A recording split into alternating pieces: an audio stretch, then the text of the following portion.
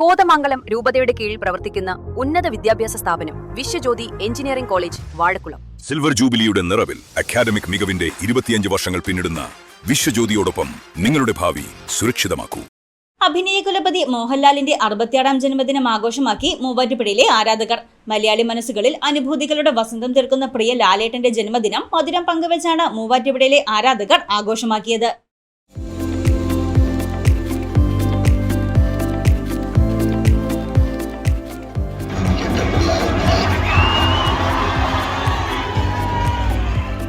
ഭാവപകർച്ചകളുടെ വിസ്മയ ഗോപുരം മോഹൻലാലിന്റെ 66ാം ജന്മദിനം ആഘോഷമാക്കി മൂവാറ്റുപുഴയിലെ ആരാധകർ. വില്ലൻ കഥാപാത്രത്തിൽ തുടങ്ങി നായകന്റെ സിംഹാസനമേറെ ഒടുവിൽ അഭിനയത്തിന്റെ കുലപതിയായി മാറിയ മലയാളികളുടെ സ്വന്തം ലാലേട്ടന്റെ ജന്മദിനാഘോഷം മധുരം പങ്കുവച്ചാണ് മൂവാറ്റുപുഴയിലെ ആരാധകർ ആഘോഷമാക്കിയത്.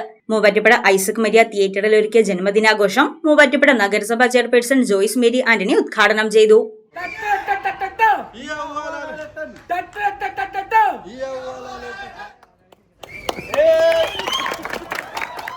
മലയാള സിനിമയുടെ ഒരു പ്രതിഭാസം തന്നെയായിട്ടുള്ള ലാലേട്ടന്റെ ജന്മദിനം അതിനെ ഏറ്റവും മനോഹരമാക്കുന്നത് എന്ന് പറയുന്നത് ദൃശ്യം എന്ന് പറയുന്ന എത്രയോ വർഷങ്ങളായി മലയാളികളുടെ ഇടയിൽ ജീവിക്കുന്ന ഒരു കുടുംബമാണ്. അപ്പോൾ ദൃശ്യം 3ന്റെ റിലീസ് ദിനവും ലാലേട്ടന്റെ ജന്മദിനവും മലയാളികളെ സംബന്ധിച്ചിടത്തോളം ഏറെ പ്രിയപ്പെട്ട ഈ ഒരു ദിനത്തിൽ ലാലേട്ടന് എല്ലാവിധ ജന്മദിന ആശംസകളും നേരുന്നു. തുടർന്ന് മൂവാറ്റുപുഴ മോഹൻലാൽ ഫാൻസ് അസോസിയേഷൻ പ്രിയ താരത്തിന്റെ ദൃശ്യങ്ങൾ കോർത്തിണക്കി തയ്യാറാക്കിയ മാഷപ്പ് പ്രദർശിപ്പിച്ചു.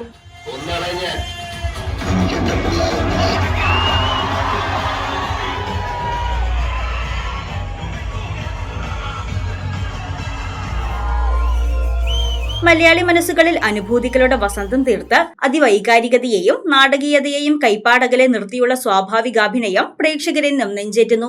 മീശ പിരിച്ചും മുണ്ടുമടക്കിക്കുത്തിയും ആ നടൻ മലയാളിക്ക് പൗരുഷത്തിന്റെ പുതിയൊരു മുഖമാണ് സമ്മാനിച്ചത്. അഭിനയം എന്നത് വേഷപ്പകർച്ചകളല്ല, മറിച്ച് ആത്മാവിന്റെ ആവിഷ്കാരമാണെന്ന് തെളിയിച്ച മഹാപ്രതിഭയ്ക്ക് മുന്നിൽ കാലം ഇനിയും വിസ്മയത്തോടെ കാത്തുനിൽക്കും. മൂവാറ്റുപുഴയിൽ ഒരുക്കിയ പ്രിയ താരത്തിന്റെ ജന്മദിനാഘോഷത്തിന് Muvattupuzha Mohanlal fans association president Amal Babu, secretary Sajo Sunny, ഭാരവാഹികളായ കിരൺ, അഖിൽ, അനന്തു, നഗരസഭാ കൌൺസിലർമാരായ ജിനു ആന്റണി, ഷിത റാണി തോമസ്, ചലച്ചിത്ര താരം നിതിൻ തുടങ്ങിയവർ നേതൃത്വം നൽകി. ലാലേട്ടന്റെ ജന്മദിനത്തിൽ റിലീസായ ജിത്തു ജോസഫ് സംവിധാനം ചെയ്ത ദൃശ്യം 3യെ മൂവാറ്റുപുഴയിലെ പ്രേക്ഷകർ നെഞ്ചേറ്റി.